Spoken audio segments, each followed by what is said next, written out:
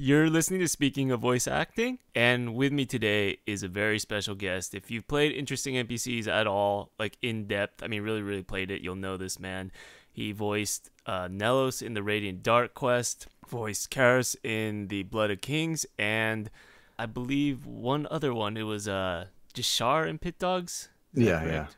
I don't know the names of my own characters, Jesus Christ. Yeah, I did Leifan too. I think it was my first Yeah. one. But Corey Hall is with me. How are you doing? I'm doing all right. I'm up. I got my coffee and hoping I put enough points in charisma to make this at least remotely listenable. No, I mean, actually, this is the first time I've heard your real voice because I think every voice you did was just so markedly different from the other, and it just goes to show your range. But Yeah, thank you. this is the first time I think I've heard your real voice, so it's actually like talking to a stranger. It's pretty Oh weird. yeah. Yeah, this is I was gonna say it's nice to meet you if talking over the internet constitutes meeting. But yeah. Yeah, sort of. It does. Even this, we're not actually in person. We're sort of just, talking on the phone more or Yeah, less. But I mean, it's still it's a first. for sure, for sure. But yeah, how did you get into like the whole voice acting thing? Like, what's your more or less origin story? Oh man. Well, if we're gonna go way back, way, way back, probably starts with my grandmother. She was tremendously charismatic. She was a wonderful woman, and she loved like the old Hanna Barbera cartoons and like Looney Tunes and stuff. Mm-hmm. So she would have those on all the time, and her and I would always goof. I was probably 6, 7, 8, and we'd just do goofy voices. We would I'd walk into the kitchen while she was cooking or something, so like, what's up, Doc? And it would make her laugh. And she sort of encouraged me. And from there, it just sort of, I kept doing sort of just voices and stuff for friends to make them laugh. And they would always encourage me to, they're like, hey, man, you're really good at that. So, So you were more doing just like cartoon type voices. Is that something you wanted to get into, voiceover for oh, cartoons? yeah, absolutely. Like, I mean, even back to then, once I got a little older, I, learned that Mel Blanc did, so many of the voices for Looney Tunes and was like, oh man, he's got crazy range, and on top of that, he's really a tremendous actor, even if they're goofy cartoons. Like, Yeah. and that was just sort of an inspiration. I was like, if I can do that as a job, that'd be awesome.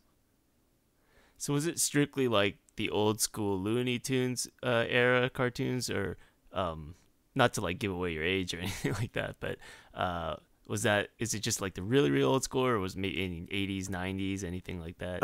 It the Looney Tune stuff is definitely where it started. Uh, Mm-hmm. where I really thought that it was something I could do was like when I started probably in my teens. I like Adult Swim was a thing, Toonami was a thing, Yeah, yeah, yeah. and so like uh, Cowboy Bebop, Dragon Ball Z, those cartoons. Oh, nice, nice. Yeah. I started to learn who the voice actors were. I would recognize voices and be like, "Who? That sounds familiar," and I'd go look them up and then see what else they were in. And then of course I got into video games and was like, "Oh man, if I could, if I could, snag some roles doing video games, that would be really cool."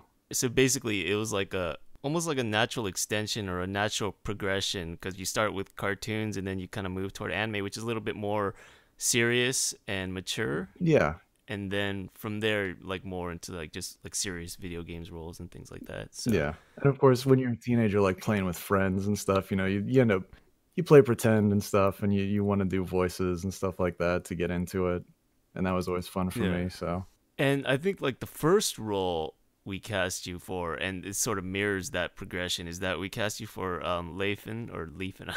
I can't pronounce my own yeah, character's names. I never knew Um, really either.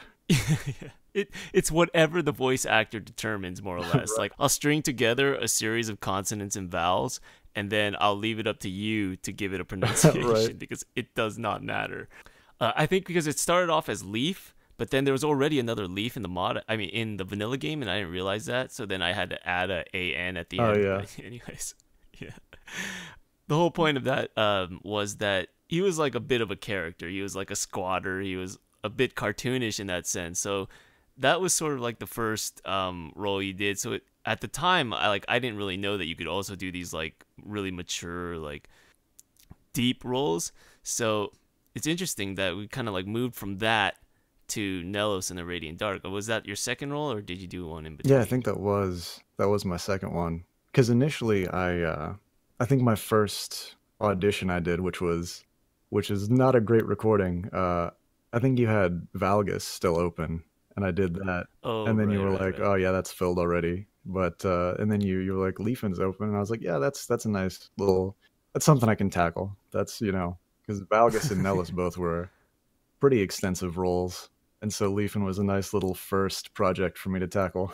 Yeah, just get your feet wet. So it was your first voiceover role in a mod Yeah, or any kind of video game yeah, format. it was really my first sort of published thing at all as far as voiceover goes. And then I forget how it went. Did you audition for Nelos, or did you see it like on the website, I think, or did I use your Valgus? I think it might have been because you auditioned for Valgus because that role is an older character. So I probably already knew you could do other voices.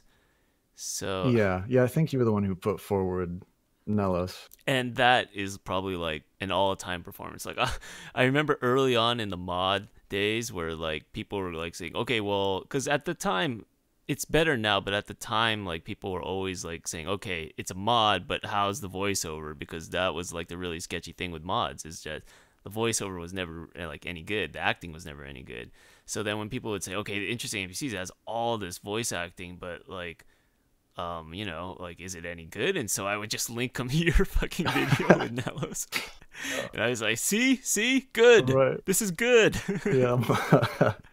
Yeah, I'm super flattered, but it was yeah, Yeah. it was it's probably the best thing I've done so far, honestly. And I credit a lot of that to the writing, honestly, because like there's so much No, no.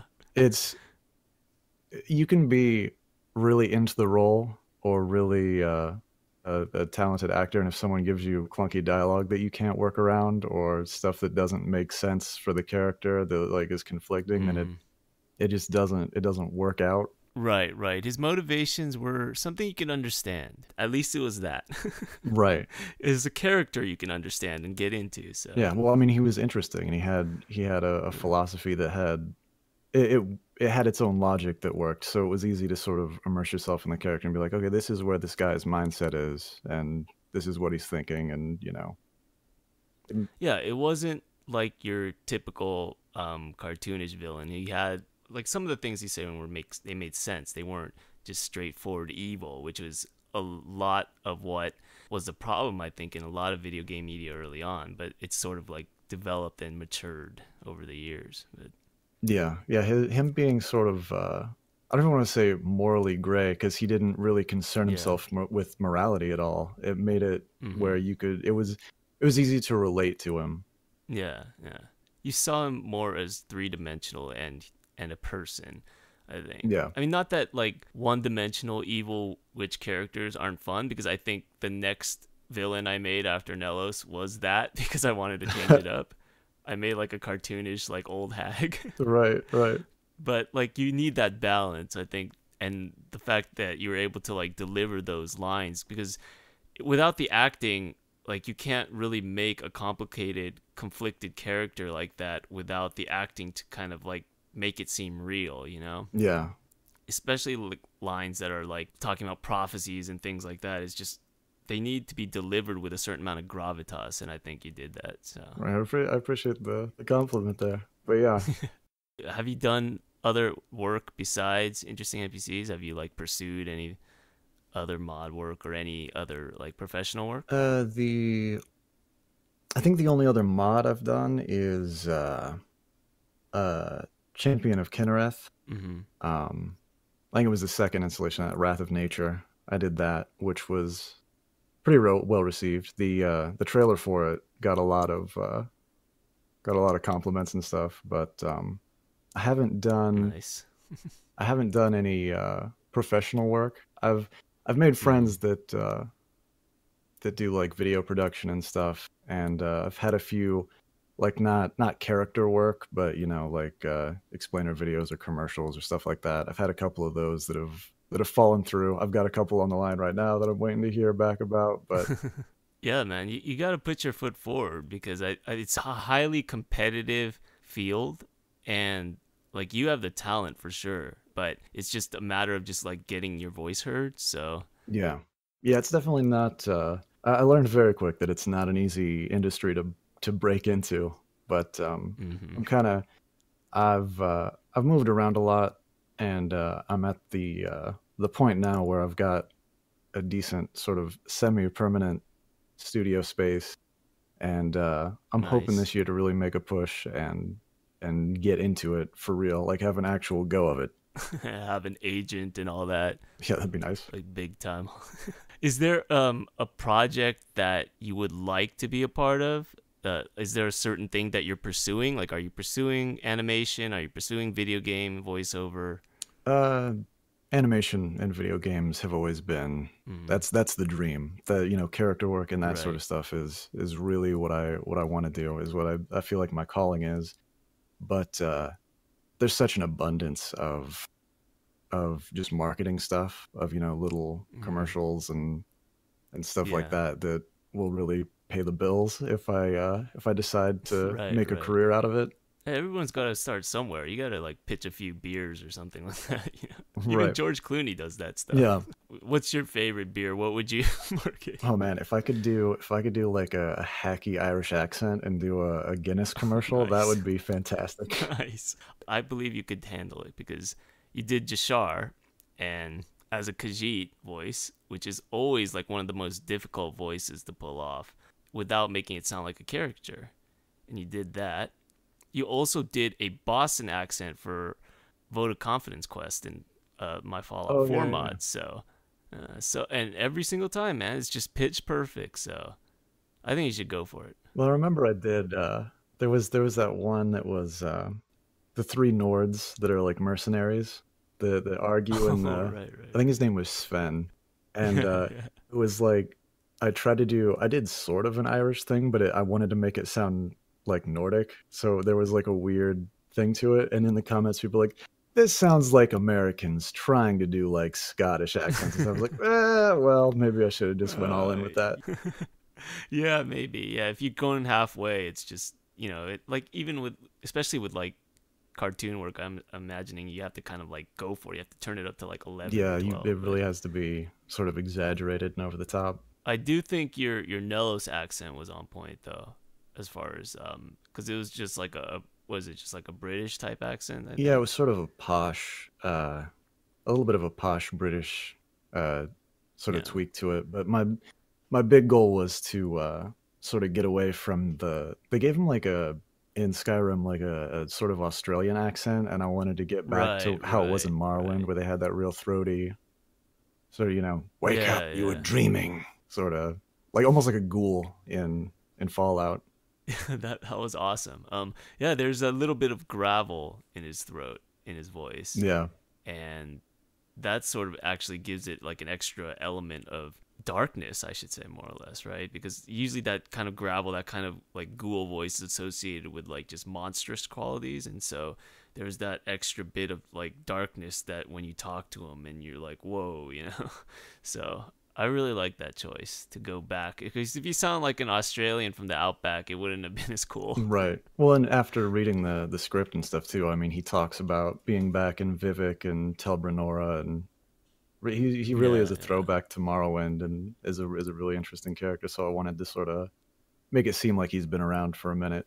Yeah, I do think it was a good accent and an authentic accent, especially if you played Morrowind in some of the older school games.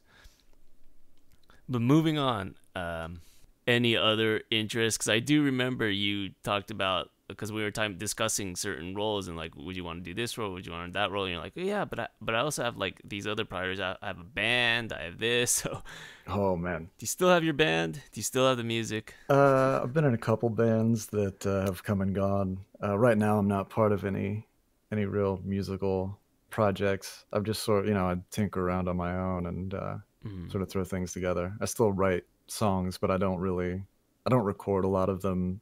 Uh, Especially not, I don't finish them to be published or anything. But oh, yeah, okay. I still keep up with music. But Were you like the lead singer or Uh, Bassist, guitarist, something like First that. band I wrote, sang and played bass, and my second band I played bass and I think I sang backup and I sang lead on like a couple songs that I wrote.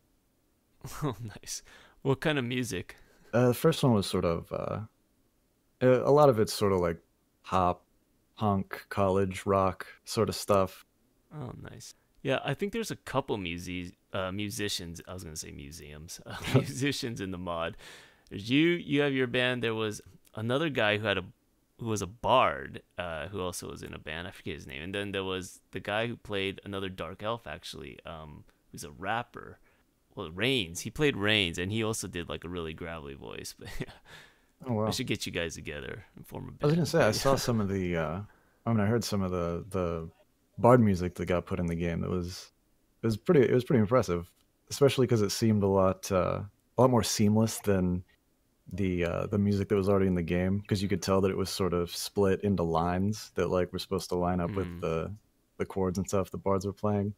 Yeah, yeah, yeah. I think because originally there was a woman by name Arisen who was in charge of all the music, and I used a lot of her stuff. And then later on, another musician, Ronya Monto, she came on, and she does a lot of just old school, like, because she's Finnish, so she's from Finland. She does a lot of just like old school, like Nordic type music. So I'm probably describing it wrong, but it's she does that kind of music, right? So Right. what's the word for like Irish, old Irish? Gaelic. Is it Right. called Yeah. Gaelic Yeah. music? Yeah, so she does a lot of that kind of stuff. So it fit really well into Skyrim. So a lot of the later tracks that were added on are more in that vein. And there was another musician, Giramore, I believe, he did like electronic stuff. So those are the more of just like the computer generated instrumentals. But I can't take any credit for that. That's all them. So Right. Yeah. I remember they were. I don't know if they still are, but they were like front and center on the website for a while, where they'd like play in the sidebar, and I'd just be like scrolling through, oh yeah. like catching up on stuff on the site, and it'd be playing over, and I was like, oh damn. See again, I didn't use you to your full talents. You should have done a bard. Yeah, I don't know. I don't know how well that would have gone, but A punk rock bard with like a gravelly voice from fucking Morrowind or some shit. Yeah, anything else you want to talk about or promote? We haven't got to anything interesting about yourself that you'd like people to know. not off the top of my head, but it's You were mentioning that you were like going to work at 4 in the morning. What is oh that yeah, all I have about? I think it's a tremendously boring job as a wage slave at a supermarket, but it's in it's in a I don't want to say shady neighborhood. It's not a fantastic neighborhood. It's open 24 hours, so I uh I get opportunities to run into all sorts of characters and conflicts that You can draw from those experiences. yes. I suppose if I ever need to play like a drunk pimp at self checkout at 3 in the morning, then those experiences will come No, in handy. yeah. Is that a common type of customer? Uh, Common archetype that comes in late at night? I don't know if I'd say common, but it's definitely one I've seen at least twice. Two different pimps or the same pimp? The same one. One time he was drunk, and one time he Okay. wasn't. Both times he tried to get a girl Uh, to flirt with me while he was checking out. wow. Oh, one of his Yeah, girls. I see what yeah, you mean. Yeah. yeah. I was like, I'm just here to do my job, man. Just come on. Yeah. I'm tired. It's like 5 Yeah, a.m. Come on. It's not the time that you need to be like going back to the hotel and doing stuff. It's a time for sleep. right, So, right. Uh, but see, I think that's. I mean, like I know, like when I was like doing stuff like that, like I'm still pretty much am, but I used to work at a shoe store, and you'd get all kinds of weird characters asking for stuff. Just any kind of retail job, right? yeah, Like you're gonna get like weird characters, and so like at times, I would just like draw from those experiences to just make characters, and so at the same time you could also as an actor like when you meet people and you learn like things about them that you could use into like your own acting. So it's in method acting in a way. It's like you're just reading people and drawing from those experiences. So I don't know. I just think it's like anything you do, it's not a bad thing. Like even though like retail, it does suck. I've been there. It's just but at the same time you can use it to grow in certain Yeah, you ways. definitely get an idea for how people sort of operate, Yeah. just being around so many of them. Because there are a lot of people who have walked into the store that I'm just like, if someone told me about this person, I would think that they were describing, like a stereotype or a cartoon character, or like, just Yeah. making shit up. But those people exist. Yeah, they're out there. They might even be your neighbors. Oh They God. might even be your relatives. But yeah, getting introduced to these type of characters that you didn't know exist, I mean, it must be sort of fun for you to be able to become them more or less. Yeah. One of the big things that got me interested in doing voiceovers, I did a lot of like goofy impressions and stuff. And I always make my friends laugh with them and everything. And it's sort of a weird I mean, people talk about like doing method acting or stuff like that. And a lot of the best Mm. acting that I've seen comes from method stuff, but I've never liked to do method acting myself. I kind of like wearing characters as hats, like just sort of being able to pop them on and take them off and decide for myself how tight I want to pull them down over my Yeah. head. You don't want Uh, to method act a pimp, and then the next thing you know, you're the right. one walking into Yeah, I the don't want market at 5 in the morning. to. Right. But it's sort of an interesting when you overthink it, which I like to overthink everything. It's interesting to do like an impersonation or something like that, and somebody derives enjoyment from it Mm. because you're sort of building on top of a rapport or a preference they have for someone who already exists. Like they're like, "Oh man, I really like Christopher Walken, and you said a funny thing with his voice." It's like, do they like me? Do they like the thing I said? Do they like the joke I made, or is it because like the novelty of it? You know, so stuff like that. I don't know. I mean, I'm not sure it's really one thing. It's just this sort of visceral feeling. If you enjoy something, you enjoy it. It doesn't, there's no real why to it. It's like when people talk about what's funny, I mean, if it's funny, if it makes you laugh. If you enjoy something impersonation, I mean, it could be for any number of reasons. It could be the authenticity of the voice, the authenticity of the acting, the joke itself. But it's just really, if it's good, it's good. And examining it can lead down to any number of holes that you're never going to get out of. Yeah. Well, I think a lot of doing like just goofy little things like that is the novelty of it being in real life and unexpected. Like I mean I make a lot of dumb jokes and like references. Like I have a group of friends I play like fighting games with, and every once in a while someone will be like, "Oh hey man, you want to Mm-hmm. play Guilty Gear?" And then I'll put on Solid Snake real quick and be like, "Guilty Gear," and they'll like laugh about it. I'm like, yeah, yeah. So you like doing this like little performances when you're playing games. Have you ever thought about doing like a YouTube channel or anything like that where you Uh, do let's plays? I I've thought about it. I had one of my friends wanted to do it for a while, and he got like capture software and everything, and I think we played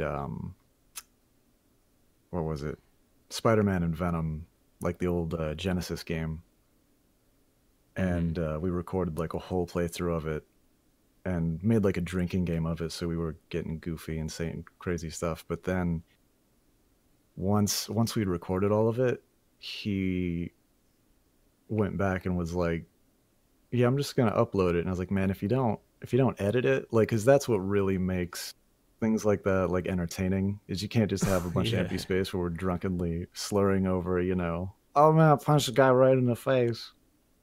Like that's not super entertaining. But yeah, even doing stuff like that takes a ton of Yeah, effort. yeah. Yeah, so it's the work part that's not like appealing. I totally get that because I tried doing like let's plays and it's just Yeah, for oh, sure. it's Like I don't work. know how It's not fun. I don't know how a lot of streamers like make it, because I feel like there'd be so much time where it's just like, how can you just blabber on about nothing and play a game? Like, I think it's because they do it live and there's interaction there. So if they're out of ideas in their head, then they can respond to something that a person is saying on their stream.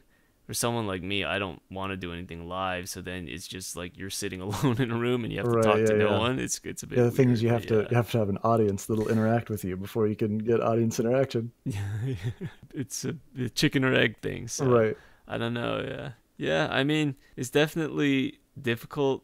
I think like you would probably have the talent for it, but yeah, it's just I don't know. It would take a little while to build your audience, but at first you could just talk to nobody. You just talk to dead air. I Just mean, do crazy voices. that's what Bill Burr does. I listen to his podcast every week, and I don't know how he does it, man. How he puts out like an hour and a half, 2 hours every week of him just being hilarious by himself. Yeah. Dude's a machine. It's definitely a skill. If you did do one, is there a particular game you would play, Oh or a God, type of game, type of genre? I have no idea. I would say fighting games, it would just be me being salty for however long I was streaming. Just a lot of curse words. But yeah, I have no idea. Probably RPGs. Just because then I Yeah. could, that'd give me room to do goofy voices and make characters and stuff. Is there an RPG you played recently you like? Um, Not off the top of my head. I go back and revisit a lot of games. Uh, Recently I've been getting sort of amped up because I've got a friend who is putting together a Shadowrun campaign. I like doing tabletop a lot too. So, Oh, nice. Yeah. yeah, I always like any opportunity where I can make a character is a lot of fun for me. Do you do like DMing and Dungeon Master stuff, like Dungeon and Dragons? I mean, I've done a little bit of DMing, but I usually prefer to just be a player character. hmm. It's less work. That's the main thing, because I've just got my shit to take care of. Yeah, exactly, exactly. It's understandable given how late you've been working. I mean, that's probably why we can't get you to voice more stuff because you're always tired from these late shifts. Right, maybe I'll just like drink enough Yeah. caffeine and be tired enough that I'll just sort of go into like a shamanistic trance where I can voice act well. That's true. Maybe I'll have you do a really tired, sleepy character. That would work. Because, man, that's tough, man.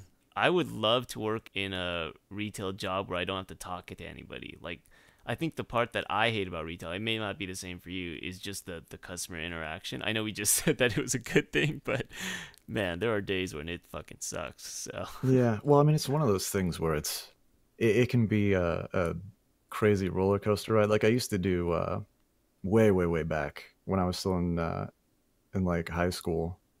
I was tech support for Casio cash registers, mm, and so it was just like over the phone stuff. And I would get like one call where someone would call in with a problem, and it was super simple problem I've dealt with 1,000 times, and I would solve it in 2 seconds. They'll be like, "Oh my god, thank you so much, man. That really helped me out and yeah, stuff." And they'd yeah. be super positive and like appreciative.